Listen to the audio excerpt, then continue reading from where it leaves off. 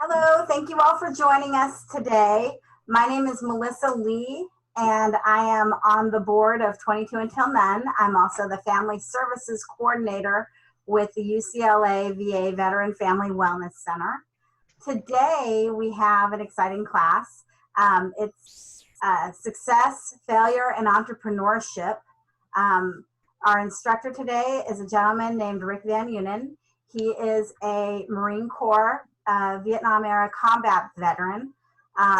He's also a serial entrepreneur, and he'll talk more about that. And he's also my dad. So, Rick, thank you for being here. You're welcome. We also have in our class Rick Lamprecht, and he's going to be helping me with the slides.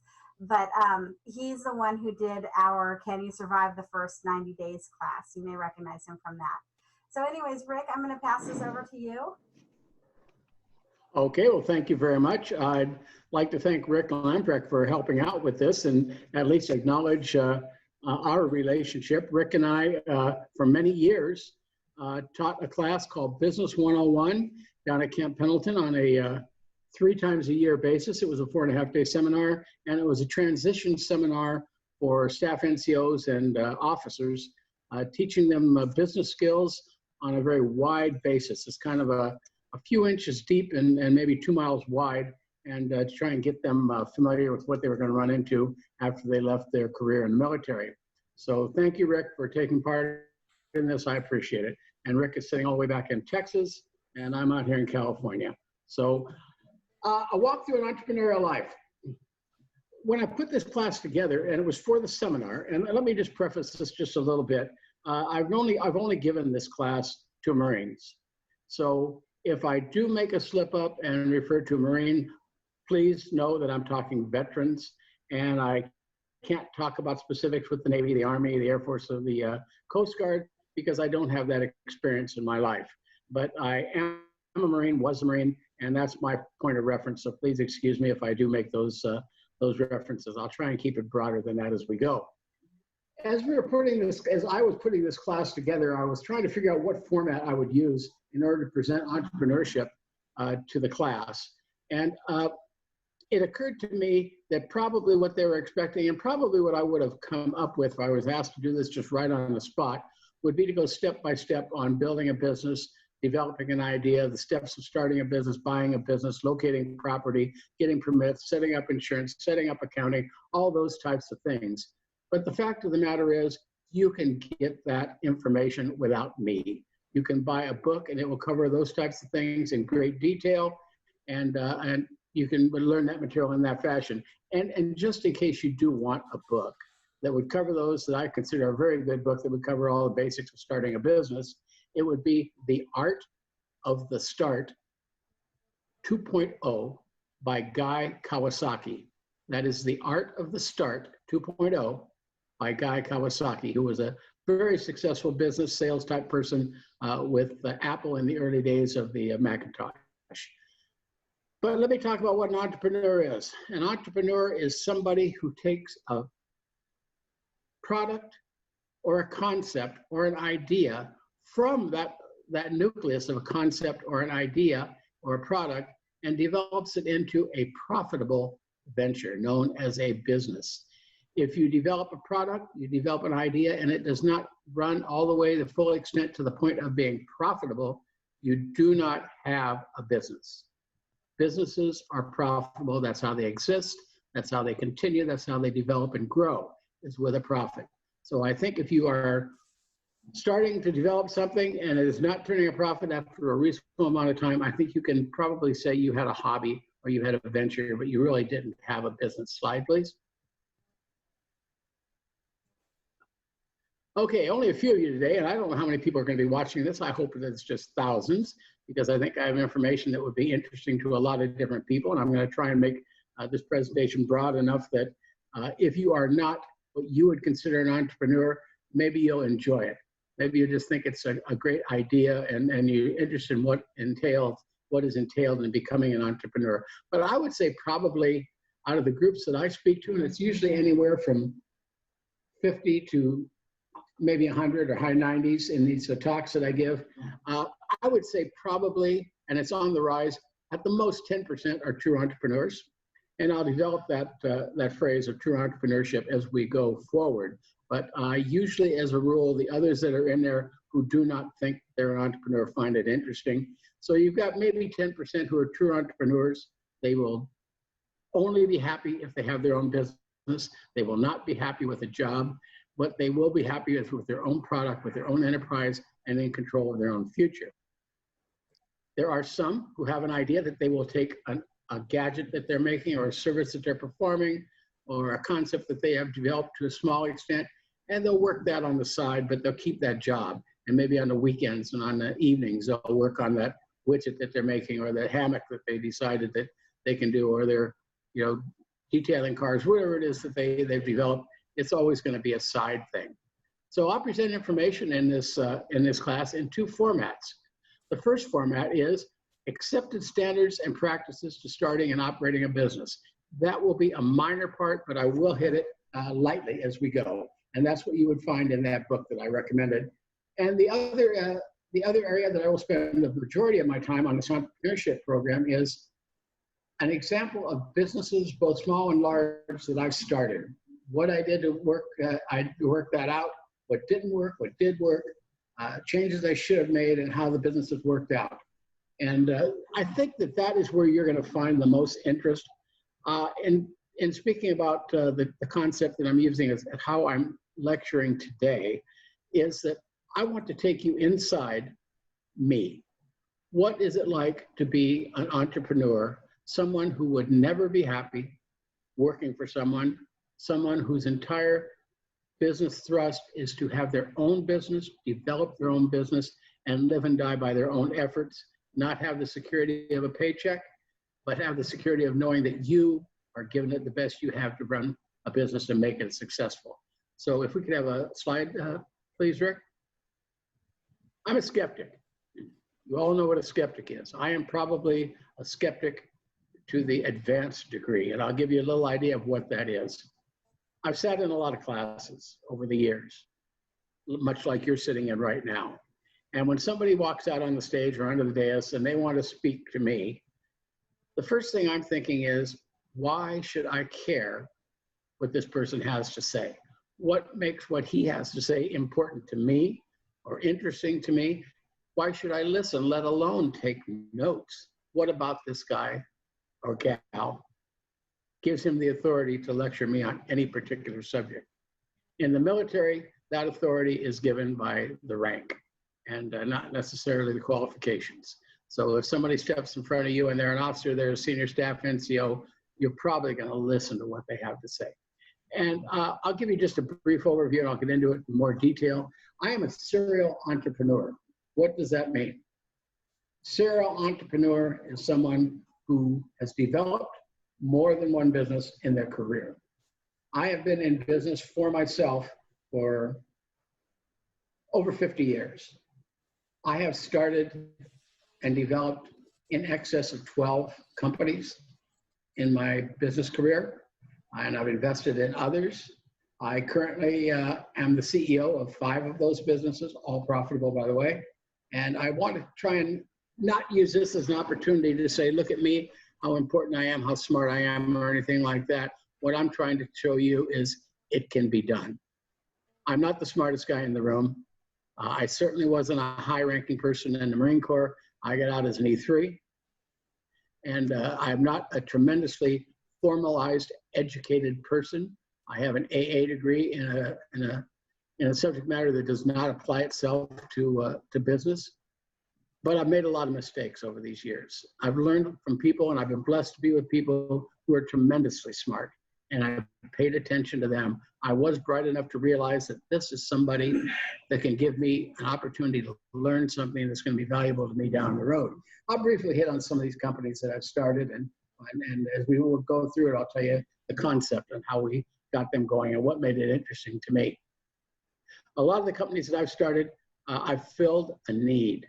I've filled a need that I saw, or I filled a need in an area that I had an interest. A lot of times it was something I happened to be interested in at that time, and I saw an absence of a product or a service and thought, you know what, I can step in there and do that. And it took me a while to be willing to step away from my job and start a company and go forward. It's like the hot water. You reach in, you touch it, then you pull back out. I started a few businesses with people as a partner, and it would develop into something so large that it was going to require full-time effort from me. And to a certain point, I always pulled back, stayed with my regular job, and sold out to my partner for various reasons. I had small children, I had mortgage, I felt a tremendous responsibility for my family financially, and I just didn't feel that it was prudent for me to put everything on the line at that point. But eventually it got the best of me. So let's start up on the top left with RGR training. RGR training was something that I've been interested in for a number of years. And what that is it is formalized training for people who want to get a concealed carry permit for a weapon in the state of California. And my son and I, he also is a Marine, developed the criteria and the format for this class, and we taught it with the approval of several police and sheriff's departments locally. Van Unit Miersma Propane, pretty self-explanatory, a propane company. I have 3 propane companies at this point. I have Van Unit Miersma. You'll see Sierra Propane to the left bottom of that, and down at the bottom with that windmill spinning around, that is Windmill Propane. Each one of them are a separate company that we own and cover a very large area in Central California. For those of you who are familiar, we cover from Sacramento in the north all the way down into Los Angeles County. Postman is a company that fulfilled a need. I'll cover that as we go. I'll talk a little bit more about it. What I will tell you is Postman is not the post office. So even though I still occasionally get a call wanting to know what it costs to send an envelope to Illinois, I have no idea. I'm not the post office, I'm the postman. Windmill Cleaning Service is a company that I developed with my son, and it is a multi-structure parking facility cleaning service, primarily floors and grounds cleaning. It's a business that operates during the night, when our business was primarily over in the San Francisco area, where they do have the large multi-story parking structures. Weightlifters Warehouse, I competed in powerlifting for a number of years, and Weightlifters Warehouse is a company that I started with someone else, and in this case, a guy named Bill Ennis. And I backed out because I had the job and it was getting larger, taking more time, my time. I didn't have the time to put into it. And Weightlifters Warehouse has developed into a company called Beef Builders, and they do quite well without me. Windmill Portables is the windmill on the bottom left. That is my son's business. I'll talk about that as we go through. Portable toilets, portable sanitation, septic pumping, those types of things. Windmill Septic is the septic pumping company associated with Windmill Portables. And Easy Deck is a company that sold products that were snapped together tiles for in a garage, and they could be decorative. They were plastic, and you could make your initials or a Chevrolet bow tie logo or whatever it was in your man cave kind of thing. And it was a product that I took on and represented. And I've also been involved in startups on some companies, either financially or always with the business advice. One was a CPA firm, one is a medical urgent care, one is a swimming pool and backyard lifestyle construction company, and the final one is a classic car restoration business. Those are all things at the time I was interested in, other than CPA, and I got interested and then found an opportunity to invest and help somebody out and make a little money. You'll find as we go through these opportunities that I've noticed, and I do still notice opportunities, the very best opportunities are the ones where it's a win-win. The person you're involved with is winning, you are winning, and the service or product you're providing is quality, and the person who purchases that quality product or service is a winner as well. Those are the very finest. Slide, please. Rick, before you go further, will you emphasize the process that you went through when you were president of Dick CPEC and you had the opportunity to be an entrepreneur? Go through the conversations that you had with your wife and how that all transpired. Will you please? Sure, I will. These headphones make my ears itch. Okay, I'm going to give you some general ideas of numbers because it illustrates the severity of the decisions made, the importance of the decision, and it by no means is an opportunity for me to toot my own horn and say, look at me, I'm not important to make a lot of money. all that kind of thing. That's not what I'm here for. I don't make any money by doing this, and I don't want to make any money. I am here to try and help. I'm here to try and be a resource for you. I work for a company called Dick CPEC. Some of you may or may not have heard of that company. It was a company that manufactured and distributed four-wheel drive truck products, tires, wheels, light bars, wheel guards, suspension kits, all that kind of thing. And I was working for Dick CPEC, and I advanced from all through all the steps, from mounting and balancing tires at one of the stores to salesperson in one of the stores to wholesale salesperson to general manager, and then I ended up at I was president of the company. But though it was a good job, in fact, it was a great job. I made a lot of money, heavily into the six figures in the 70s, which at that point was a tremendous amount of money. Some of the perks I had: a new car every year. 1 year out of Mercedes. The year that I left, I had just gotten a new Corvette. We had a company jet that we could use to go anywhere we want, and Melissa Lee will tell you she's been on vacation on it at least once, and that was a real nice perk. I had a person approach me at church who owned a small propane gas company, very small. Propane gas companies are valued by the amount of gallons per year they deliver. This person delivered 750,000 gallons, which is pretty small. And a comparison would be my propane operation now delivers probably somewhere around 25 to 35 million gallons. He approached me with the opportunity that, frankly, he said, my wife told me I'm crazy to ask you, Rick, but I'd be willing to give you half this business if you'd come in with me as a partner. Well, I was making a lot of money. I had a really nice job. I had a nice house. Kids had a good life. Everything was going well.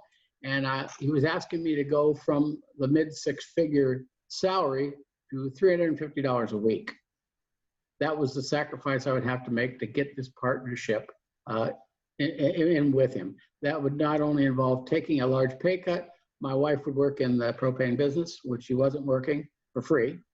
And I would have to sell the house because I wouldn't be able to afford the house any longer, and move to a much smaller house where kids were sharing bedrooms rather than having their own, and that type of thing. So it was a pretty severe step that I had to make. This is kind of what I'm talking about when I'm saying taking a walk through an entrepreneurial life. Okay, I've got this opportunity. I've started other companies, started Waiters Warehouse. I started not RGR, but Caper 2 Corporation, a couple others, and they grew, and and my partner always ended up with them because I backed out and stayed with my job. Well, I've complained about this enough that here was an opportunity. I need to either decide to do it or not do it. And I spoke with my wife about it and explained to her what the sacrifices would be, what the change in our lifestyle would be. And this would also be a good opportunity for me to add in here. If you have entrepreneurial thoughts, one of the very first thing I would do if I were you is make sure that your spouse or significant other is on board. Because if your significant other or spouse, whether it be a wife or a husband, is not on board, it's not going to work, 100% guaranteed. It's not going to work, or your relationship's not going to work. So you want to get that covered to begin with. So back to the story. I explained it to my wife, and I thought I knew what she would say, but I wanted to hear it anyway. And in fact, I got a little bit more than I'd asked for. And after explaining it to her, she said, if you want to do this, I'll support you in it. And we'll take this sacrifice and we'll make it work. But I'm tired of hearing you bellyaching about starting empires for other people and never one for yourself. So if you don't take this opportunity, I never want to hear you talk about it again. Well, so at this point, the ball's in my court. What am I going to do? Well, that was over a weekend. On Monday morning, I went to work. I went to my boss, the CEO of the company, and turned in my resignation. And to say he was astounded would be understating it. But do you need more money? No, I don't. What's the problem? Do you need some time off? No, I don't. I want to have my own business. And I know I'm never going to own stock in this. I'm going to get a good job. I'm going to have lots of responsibility, lots of income, all that kind of thing, but I don't own it. I want my own.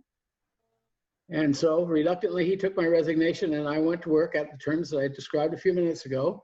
And my partner, who has been my partner till last January when he passed away, and that's been over 35 years. And I started, we had the agreement that we would build the small propane company to a level that we could sell it and take the money and do something else with it. As I mentioned, it was 750,000 gallons per year delivered. He had had the company about 15 years. In a little over a year and a half, I did the sales and my partner did the mechanical, delivering tanks, delivering fuel, that kind of stuff. I built it up to a little over 2 million gallons, and we sold it to a very large propane operation out of Long Beach, California, and did quite well with it, and we moved north. And that brought me up into Central California, where one thing you'll probably, and maybe a new term for you, is a non-competition agreement. In selling this company to this large company, Petrolane, I had to sign a non-competition agreement, which means that I cannot go back into the propane business and take those customers away from them once I've sold it to them. I can't be in the propane business in that market, in that area that our company existed for 8 years. I have to stay out of the industry. So we moved up north. I was outside of the geographic area of that non-competition agreement. And eventually we started up another company, which is our Van Unit Meersma, expanded into Sierra Propane and Windmill Propane. And we didn't have one customer. We bought 2 trucks, brought them home. My partner did the mechanical, and I went door to door. Hi, I'm Rick. Would you buy propane from me? And we believe in prayer, and we did a lot of praying for our company.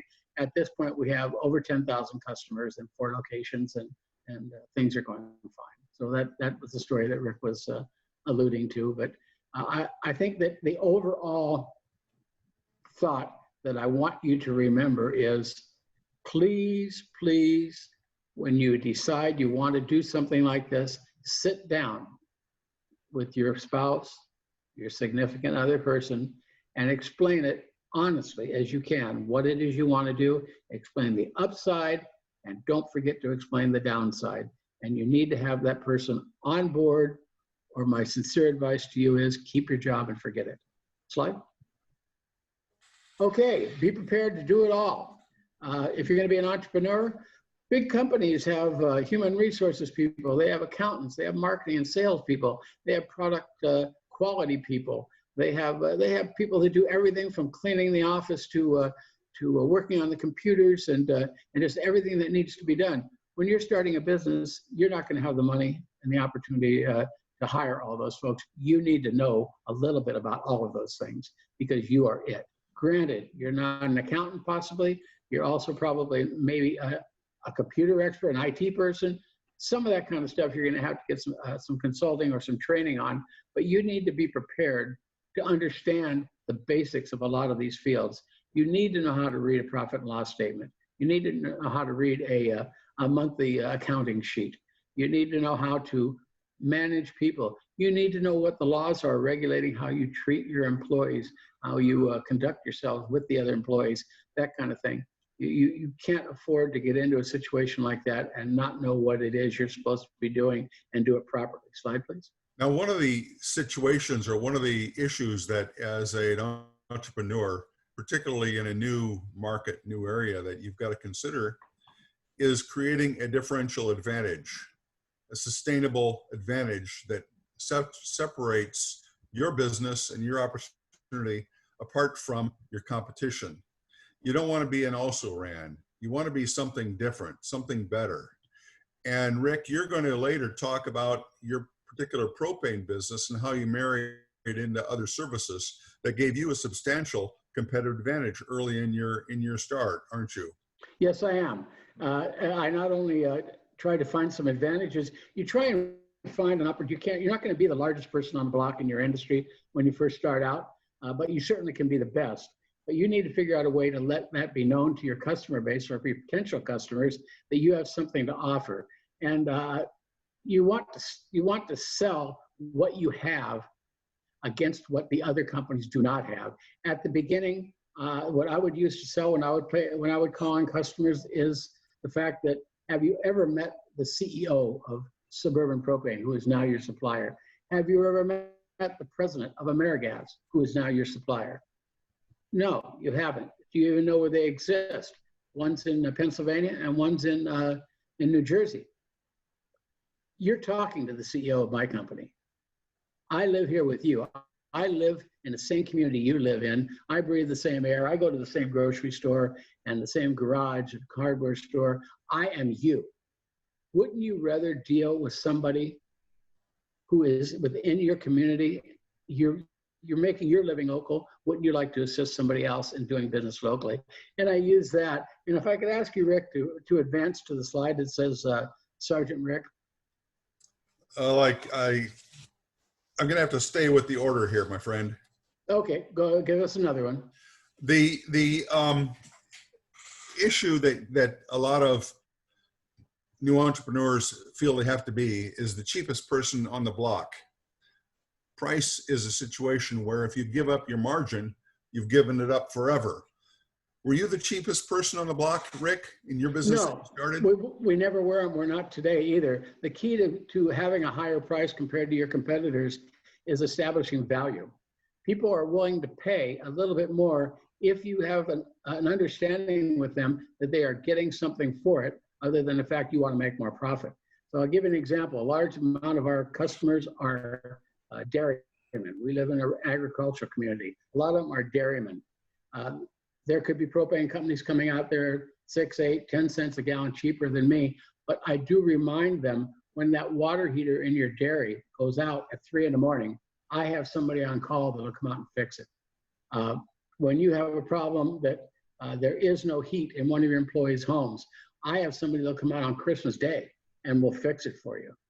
You're going to forget that 6 cents a gallon long after you got that deal, when you find out that that small company you dealt with has no fuel because it's a shortage, and guys who are larger like me that are bringing my fuel out of the refineries are going to have plenty of fuel. You won't care what the price is when you don't have any. Those are the things that I'm using to establish the value of why you should be willing to pay a few cents a gallon more to deal with me, because when that time comes along that you have a special need, I'm there with you. Now, with your higher price, you're also able to afford some better rolling stock. Yeah, thank you, Rick. That's another point I would bring to the forefront, and that is my trucks don't get replaced on miles. They get replaced every 4 years, and every 4 years, each truck that meets that criteria is gone, and a brand new one is coming in. And I would ask also, they're not that truck that belongs to the company that is giving you the cheaper price. I'm not dripping oil all over your driveway. It's that truck. When my driver gets there, he goes through safety training for a week, once a year. Is the company that you're dealing with, has your driver had any safety training? We're dealing with an explosive product here. I have $10 million liability insurance. So if there is an incident, I'm in a position to take care of that, and I'll provide you with a copy of that policy. The person that's getting you the gas at a cheaper rate, and maybe they're working out of their backyard, I don't know. I'm not trying to put them down. I was a small operator at one time too, but I never went uninsured. Are you confident that they can take care of any issues that they may cause or be a participant in while they're on your property? Even if something as simple as cracking your driveway or running over your dog. I mean, what are they going to be able to do about it? And they're handling propane. They're hooking up to your tank. They're filling your tank. They're also taking the hose off, and that's an opportunity where there could be an issue if the tank won't release and you're evacuating product all over the air. Is that guy trained or that gal trained in safety? My employees are. There's a variety of options for starting your own business. Yeah, there are. There are actually 3 that I'll talk about today, and they actually go in descending participation and probably descending feeling of accomplishment that you might have in your own business. The first one is I would call a pure entrepreneur, and I'll define my terms. A pure entrepreneur is someone that takes a concept or a product from nothing and develops it through to a profitable business. He started something that never was, and it now exists. That would be the greatest joy as an entrepreneur in my mind, would be to look at something that never happened, that never was done, that nobody else built it, I did, and it exists because of my efforts. The second, and once again, on a declining scale of feeling of how well you've done on it would be to purchase an existing business where you're buying somebody's business that they've already built, and you're picking it up and you're going to operate it. You can do a certain amount of change to it. Probably not very much, because your clientele and your suppliers are used to a certain standard and a certain method of doing business. And if you come in with a whole lot of changes, you're really running a risk of upsetting the apple cart. And the third, and probably the most effortless way of getting into an entrepreneurial situation would be a franchise. And a franchise is where you're buying into someone else's concept of a business, whether it be a hair cutting salon, whether it be a Taco Bell, whether it be a car detailing company, whatever it might be. Essentially what you're buying when you purchase a franchise is you're buying a book. And that book is their operational standards of how they want you to operate that business. You have very, very little latitude to make decisions, changes, or improvements, because they want it done exactly the way they tell you you want it done. And I'll give you just a quick example of how they enforce that type of thing. I have a friend locally who at one time was the largest owner of Taco Bell franchises in the Western United States. He had 56 Taco Bells. At the time that he got his first Taco Bell, there was somebody in an adjoining county that he knew who also got a Taco Bell at the same time. And the goal of these Taco Bell franchises and how they reward their franchisees is by giving them opportunities to gain additional locations. The friend in the adjoining county had his Taco Bell, and he was near a high school, and the high school kids would be walking home and they would stop by and buy a cold drink or a taco or whatever they bought, but they kept asking for French fries. Taco Bells do not have French fries. So he called the franchise company, called Taco Bell's headquarters, "I would like to sell French fries." And they told him, "No, we don't sell French fries." He said, "Well, I have a market for these French fries and I'm willing to buy the machine myself." "No, we don't sell French fries at Taco Bell. That's not in the book. That's not our business concept. It's not our business model." Well, he stepped out on his own and he bought a French fry machine and started selling French fries to the kids coming by after school. Fast forward a number of years, my friend, who did not sell French fries, had 56 Taco Bells. This man in the adjoining county had one. I think that the point is well made that yes, he got his French fries, but he also got on the wrong side of the franchising company. So where do you start getting a business going? I mean, you've got the drive, you've got the idea. What's it take, Rick? Well, it takes a lot of different things, but the first thing it takes is a valuable idea. And when I say valuable, it's a marketable idea, something that will turn itself into profit, something you would like to do, something you're suited and skilled for, and that's where you start, is with that idea.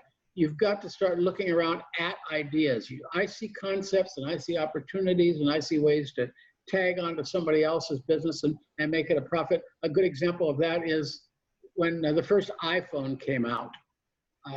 Apple spent millions of dollars engineering and devising this tremendously innovative phone, and somebody else spent a couple $1,000 and designed a case for it. So the market was established by Apple. They spent the millions to develop and to create this product.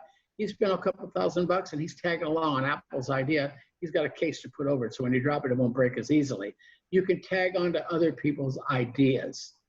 And if you just look, when you're driving down the street, I still see opportunities, and I'll give you a quick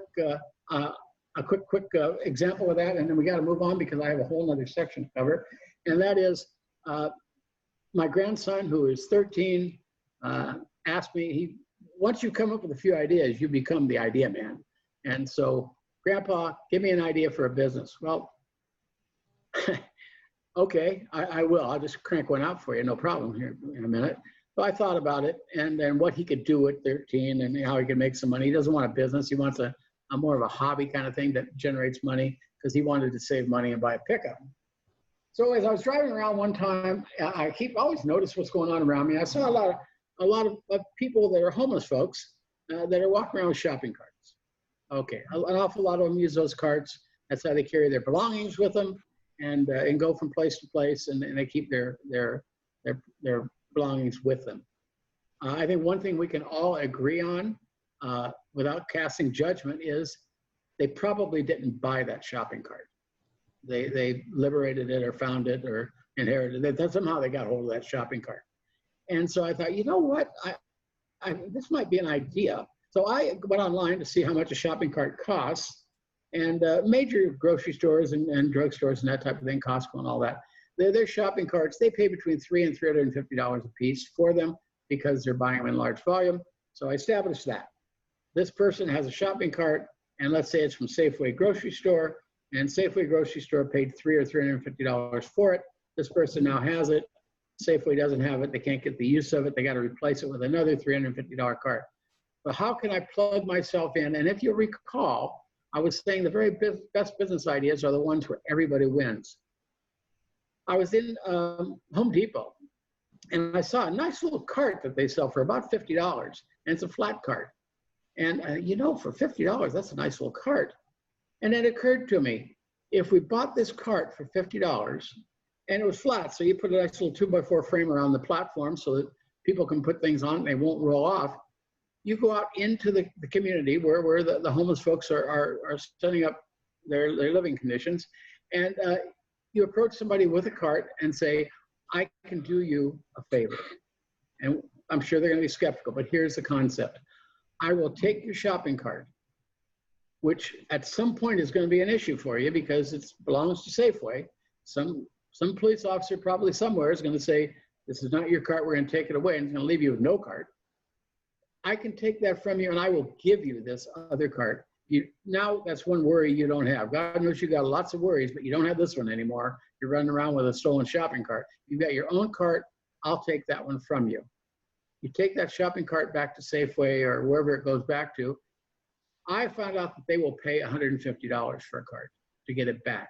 They don't want to send their employees out to get them because they don't want the visuals of their employees going into a homeless camp and just snatching back these carts. Well, in this particular case, we are replacing a cart with a cart, only the win for the homeless person is now he owns his own cart. The win for Safeway is they got their cart back without sending employees out there. The win for the person involved, in this case, my grandson, he had a $50 investment. He just got $150 back. He just put $100 towards his, in this case, a pickup. It's an idea. And if you see opportunities, they can be developed. And like I said, the very best ones are the ones where everybody went. Nobody got taken advantage on this thing. Nobody had the short end of the stick on any of it. Everybody got a little something. And I'm going to breeze right through these other facts. So I think I'm running long on some of this, and I do want to hit on my son's toilet business. Break-even analysis determine if your idea will make money. How much will my business make? How much money will I make in my business? And how will I make money? Greatest example, you invite somebody over to your house for a barbecue. Wow, you are one great barbecuer. Look at that. I mean, this stuff, I've never had food any better than this. You need to open a restaurant. Well, you know what? No, you don't. You may be good at cooking barbecue, but what do you know about business? That is what contributes to the high mortality rate in restaurants. People that, yes, I've got the restaurant skill. I know exactly how to cook. I don't have the first idea about how to handle money, employees, and the responsibilities of a business. So that would be an example of getting into something you don't know anything about. Write a business plan. How are you going to make profit? And how much profit will you make? At what point will you make that profit, and how much will it be? How much sales volume, or how many dollars do you need coming in at what particular time in order to pay for your business without dipping into your own savings or checking account or credit cards and things like that? How much capital will you need to start it up? Where are you going to get that money? Is it going to come from your own savings? Is it going to come from credit card? Is it going to come from a loan from family or friends? Are you going to have to go to a bank? Do you have the credit at the bank to get the money? But you need to know how much you need, and you need to know how long that is going to last you. And I would also inject at this particular point, from my own experience with businesses, do not go into a business with the idea that you're going to take a salary or a paycheck out of it, at least for the first year, probably 2 years. That money needs to go back into the company. to develop the company into a profit-making operation. Can we move forward, Rick? Okay, Sergeant Rick's new business, and this is an idea of seeing an opportunity and developing it. And as I mentioned, I live in the country. If you're in a country that you live in the country, there's a couple of things that are usually true. A, you don't have natural gas, so you've got propane. I think that. And B, if you got propane, you probably do not have city sewer lines. You've got a septic tank. And there came a time the septic tanks need to be pumped, need to be serviced on an interval. There came a time to pump the one at my home, and I called a couple friends and asked them, who do you use, or do you know anybody in this business? But for whatever reason, nobody wanted to admit knowing anybody in that business. So I just went online, I picked a name and called them up. They sent somebody out. The guy came out. He had on kind of he showed up in his truck that was dripping something, and I won't get into that. But he had a t-shirt that was ripped, and he did not have a full complement of teeth. He was not a real sharp-looking operator. And he came in, he pumped my tank, and I just remember on the way out, he said, if you pay me cash, I'll give you a discount. Well, I knew exactly what he was doing. He was going to hide the money from his employer, and I wrote him a check to his company, and he left. And it occurred to me that I could improve on that. I think I could make that whole experience much more pleasant than this gentleman did for me. And not long prior to that, my son, who was getting out of the Marine Corps soon, Sergeant Rick Van Yenen, and he asked me if I would give some thought as to a business opportunity for him. He'd like to own his own business, and he'd been saving his money and that type of thing.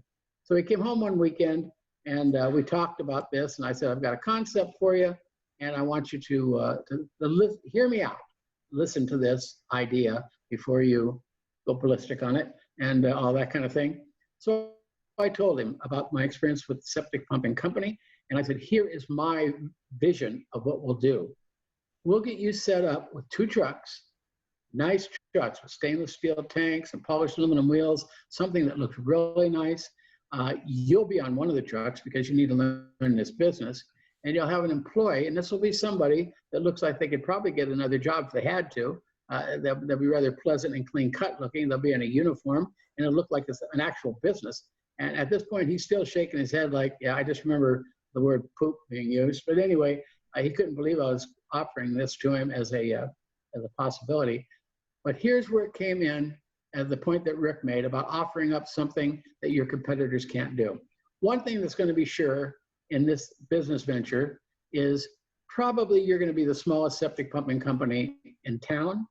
And the others are going to be quite a bit larger. They can probably, if you compete heads up with them, they'll step on you like a bug. But we had an advantage. If you recall, I said if you're on propane, you have a septic tank. So I had 10,000 customers on propane. I told Rick, what we'll do is we will send out a note, because I had a space for a note on their monthly statement saying, do you need your septic tank pumped? If you do, consider Windmill Septic, and you'll get 25 gallons of free propane from Van Yenen Propane. Well, now we've taken this to a level where these great big septic companies that are going to step on you like that fat bug cannot compete, because as large as they are, they don't own propane companies. So they can't meet that. They can't match that. It's something they can't do. Rick saw the wisdom to it, even though he was still a little standoffish about the product he's going to be dealing with. And long story short, it's been probably 8 or 10 years now. I think the concept of what he's working with, and maybe the odor that goes with it, is pretty inconsequential. He's done quite well. His business is going well. Family man with 3 kids and a nice house, and this company is providing him with a nice living, as well as the opportunity to provide a nice living to several employees as well. Slide, Rick. Postman, I'm going to hit some of these quickly. I mentioned postman, not the post office, postman, bollards. Crash posts are also called bollards. I noticed that these bollards, if you look, the ones on the right-hand side around the transformer are galvanized with tape wrapped around them and a threaded on cap. The ones on left are probably a 4-inch steel painted yellow, filled with concrete. I started noticing everywhere I went, there were different kinds of bollards, and I researched it a little bit, and each utility district had their own requirement on the crash posts. Some wanted stainless, some are not stainless. They wanted galvanized, some wanted steel, some wanted thread-done caps, some wanted 3 feet in the ground, others wanted 4 feet in the ground. They want them 36 inches apart, some want 48 inches apart. They all had a different spec. And I wondered, what are these electrical contractors doing to get all these different kinds of posts? Well, they were trying to buy pipe and make their own, and probably about 70% of the time they got them wrong, and the utility wouldn't make them take them back out again. Well, we decided that we would be the postman. So we picked up specs from all the utilities in our area, PG&E and all those folks, and we figured out exactly what it is they needed. And we make those bollards, those posts, for each of the utilities. And until recently, we also had a crew that would go out and install them as well. At this particular point, we don't install them anymore. We just strictly cut the pipe, thread the pipe, weld the pipe, everything needs to be done with the pipe. And then we sell to electricians and electrical wholesalers. And it's a nice little business that we met a need. Once again, win-win. The utility won because they got what they wanted as far as a spec on a post, their type of a post. The electrician or electrical contractor won because he's not putting them in twice because he got it wrong the first time. In fact, you don't even have to put them in. We'll take care of that for them. They're usually not in that business. They're doing wires. They're not digging holes and mixing concrete. So it just worked into a win-win situation, and it turned out to be a nice venture. Slide, please. Buying an existing business, keep your eyes open. Do not go to a broker. You go to a business broker, he's going to put himself in for at least 10% of anything you buy. My advice to you would be, if you're going to buy a business, you go to businesses every day in your day-to-day life. You go to a grocery store, you go to a restaurant, you go to a dry cleaner, you go to a bicycle shop, whatever you go to. I notice if somebody's running their business really well, I notice it, and I'll tell them that. You got a sharp business and you really have a nice operation here. And then as I leave, I'll say, I know you'll never consider this, but if you ever want to sell this or take in a partner, I would really like to be a partner in a business that's well run as yours. You would be amazed how many times people will take you up on that. And you don't have somebody in the middle taking 10% of it. And if you get somebody who's older and has a business, they may, if they don't have kids that are interested in that business, they may be willing to take you in as a journeyman, as an apprentice, and teach you the business and turn it over to you, and you pay them out of your profits. So they carry, you don't even have to have financing going in. They'll carry that for you. They're more interested in you maintaining their baby, the business they started, than they are getting a big chunk of business of money from some outsider who's going to come in and change it all over and not provide the service or the personal attention that you provided to your customer over all those years. Slide, please. One of the beauties of buying a business, Rick, as opposed to starting a business, is that there's typically positive cash flow out of that business. And that positive cash flow winds up going back into the business, essentially buying the business with its own cash flow. That's exactly right. And there are pluses and minuses to buying a business. If you're buying a business, it may or may not be running the way you want it to run, but it's already got an established pattern that you're probably going to have to stick with, because if it's something where they have equipment, you're not going to be able to go in there and replace all that equipment immediately to run it the way you want. And you're also not going to have to not have the opportunity to change something because your customers are used to a certain style. You may be coming into a lease on a building that's not favorable, but you bought the business, you bought the lease to go along with it. And like Rick said, the positives are, and this all goes into your homework. Did you research it well? The point that Rick made about walking into a business that is already generating a capital, a surplus, generating a profit, that you can, at least to some extent, pay for the business out of the profit. And that's certainly a plus. But those are things that you need to look very carefully at. And I would suggest that when you are in the market of looking at a business, and you get serious about a particular business, this is the time to spend a few bucks. I'm not all about spending money up front foolishly, but I would suggest you find yourself an accountant that you trust, and you let them look them books over and make sure that they are exactly what you think they are. And people can tell you, I had an example, that large septic company that we were talking about that could step on us like a bug, about 2 years ago, we were looking at buying it. And in this particular case, it was a lady that owned it. And the volume dollars per year that came in that she claimed were not what she paid taxes on. So, whoa, we got a big problem here. You're claiming you did $1 million, but you only paid taxes on 750. Where's the other 250? Well, I took some cash out of the business. Business 101, here is a lesson. If it's not on the tax form, it don't exist. It don't exist. Sure, she probably did. I don't know that. If it's not on the tax return, it didn't happen. And you can only value a business on what they pay taxes on. Her payoff for taking that money out cash was taking that money out cash and not paying income taxes on it. But she can't sell it because it doesn't exist. Okay, these are some examples of books and also DVDs that you can get, and they're all over the place on how to start a business and figuring out a business for your business plan and figuring out what you're going to present to the bank. If you're going to want to get bank financing, they're going to have certain criteria. And usually the bank, if you walked in there and told them, or the Small Business Administration, that you're considering starting a business and you'd like to talk about a loan, they'll give you an information sheet of what it is they're going to require from you. And usually it's everything you own plus some, but that's kind of where they're at on that. Next slide. Buying a franchise, I'm not a franchise guy, but look it over very closely. I've heard franchises advertising on TV, and I'm sure each and every one of you have as well. And one that comes to mind is a haircut franchise where they're selling the opportunity for you to keep your own daytime job. This business is going to run itself. You hire a manager, and once a month you just drop by and pick up the money. Well, that flies in the face of everything I know as a business person.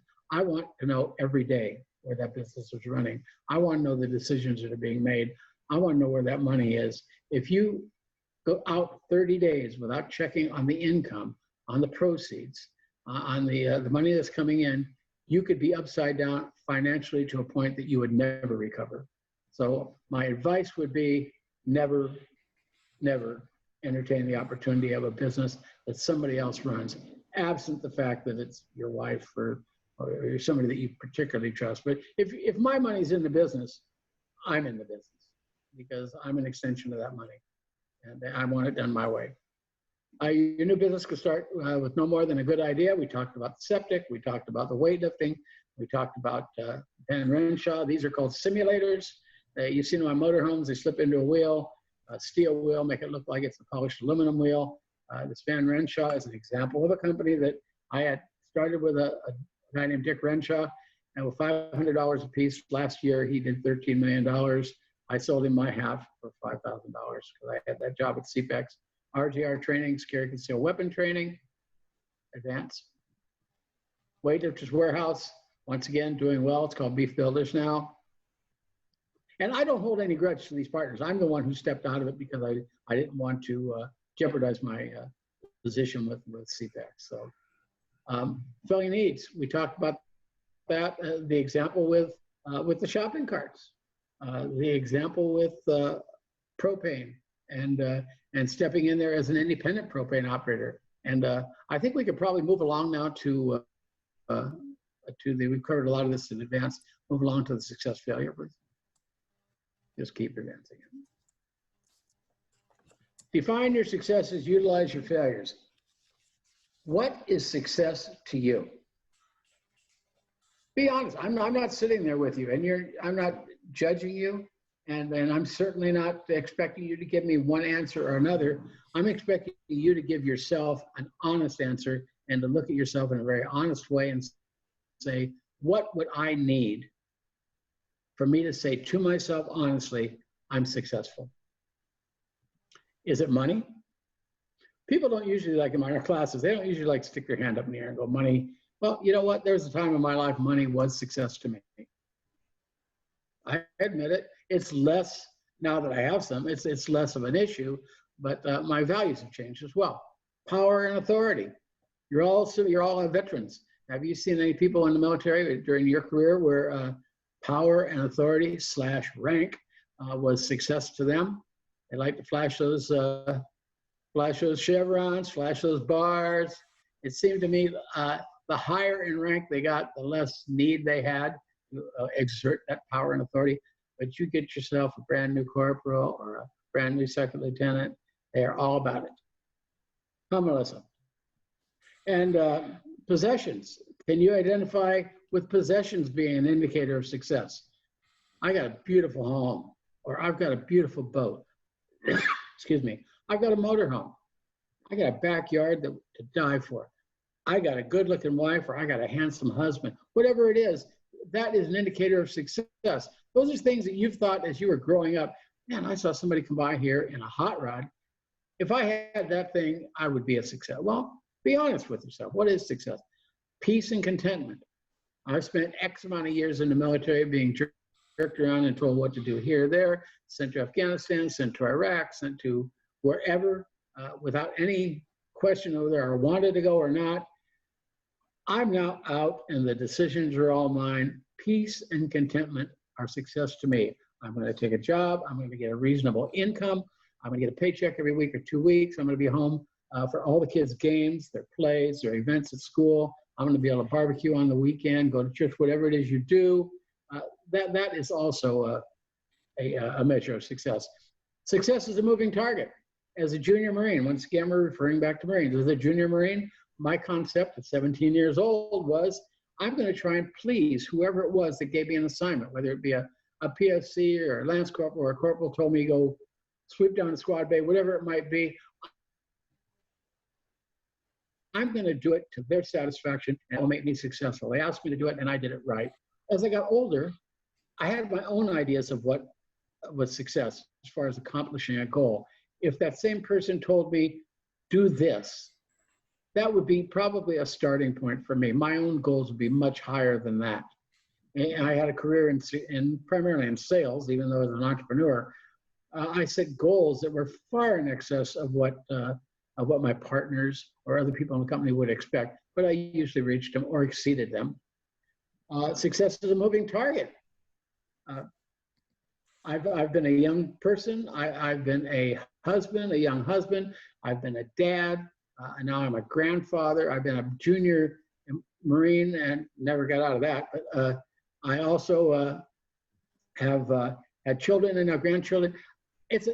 What I wanted as a success when I was 23, 24 years old is different than what I see right now. What I see right now is my idea of a success is to give a good example to my kids and my grandkids, to be the best possible grandpa that I can be, to try and assist somebody that's going into business and to give them good, straight advice. Maybe not what they want to hear, but they're going to hear the truth.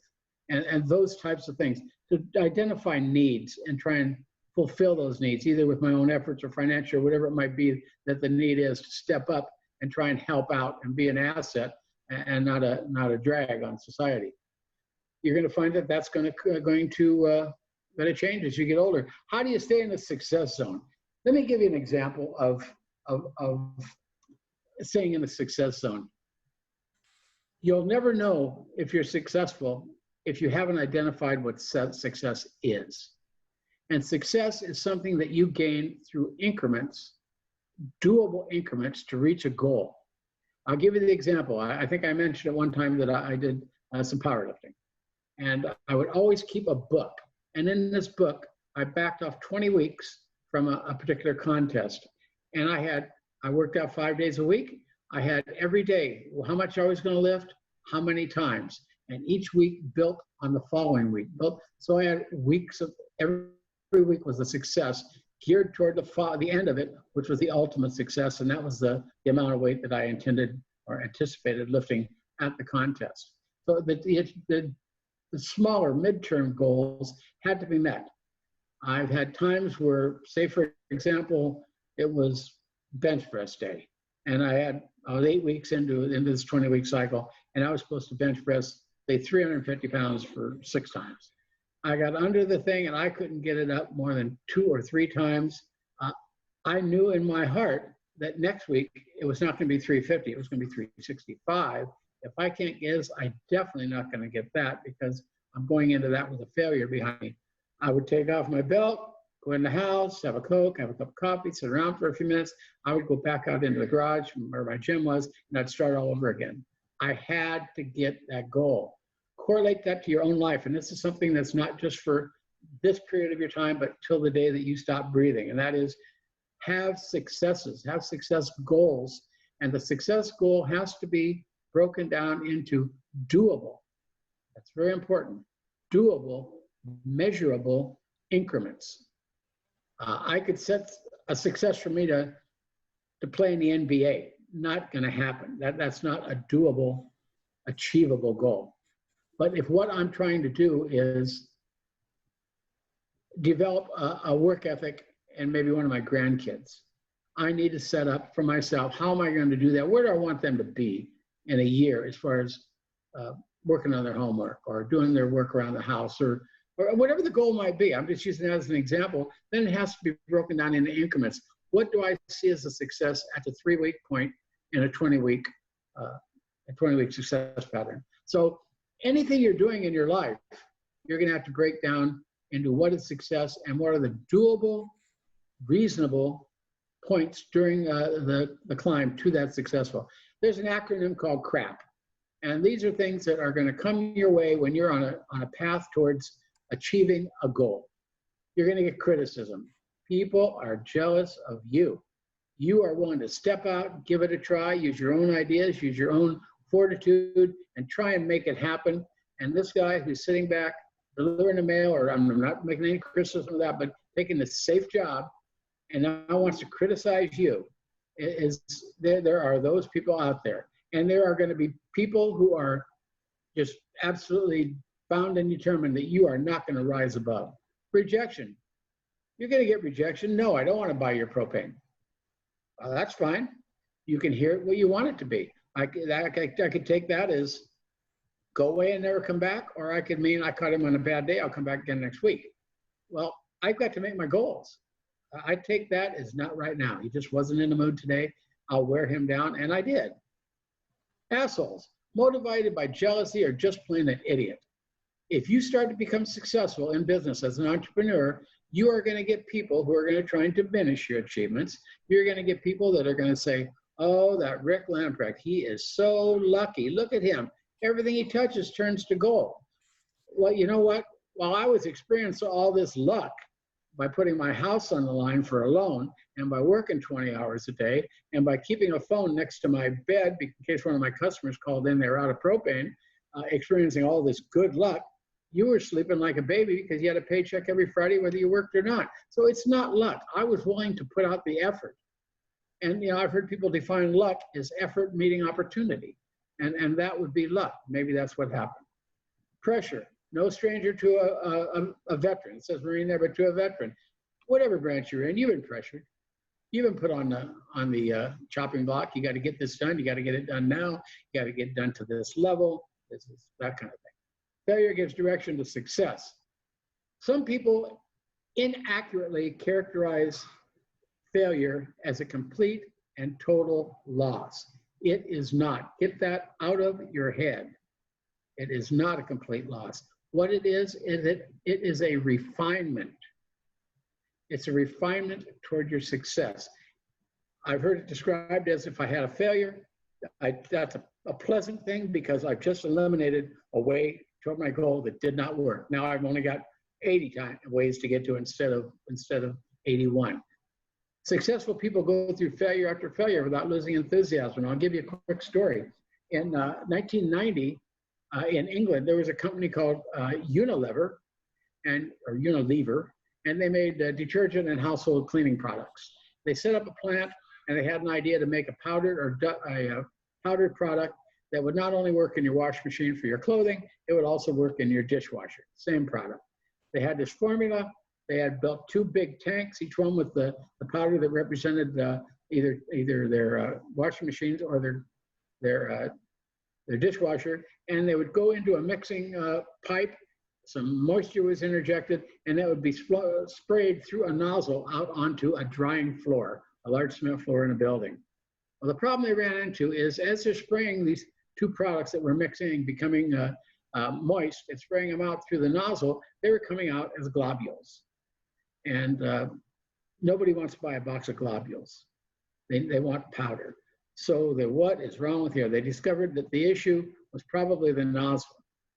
So they hired an outside engineering firm to come in, work with this nozzle, get something going to where we're spraying spraying this out on the floor as a powder product, not globules. So they developed two new nozzles. We tried that.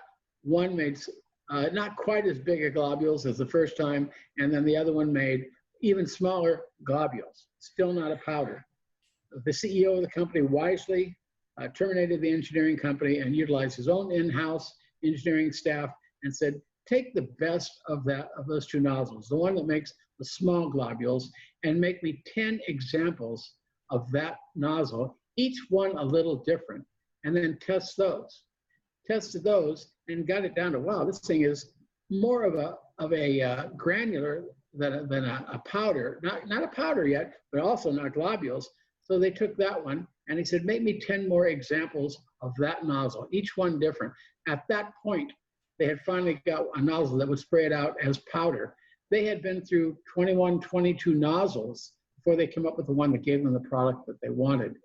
Those were all what some people would consider failures, but they refined it down to what it is they actually needed.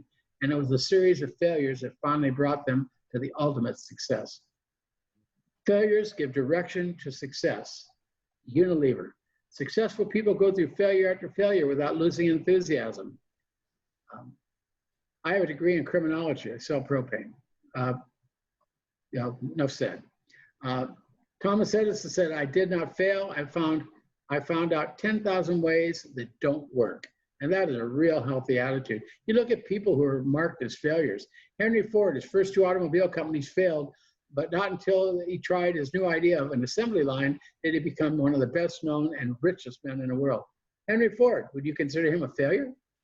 Albert Einstein, he did not speak, one of the brightest minds in history. He didn't speak until he was 4 years old. He didn't write until he was 7. Was encouraged to quit school after being diagnosed as retarded. Became a world-renowned theoretical physicist. A lot of people would have called him a failure early in his life, what he developed to being. Ludwig van Beethoven, as a child, his music teacher says he has absolutely no musical talent. Well, where is that fool now? I mean, to make that comment. As a young composer, he lost his hearing in both ears. He's thought of as history's finest composer. Can you imagine composing music and you can't hear? That is quite impressive. Stephen King, his first book, Carrie, was rejected 30 times. His books have sold over 350 million copies. Don't let crap get in the way. People are going to try and place stumbling stones in front of you. Do not allow it to happen.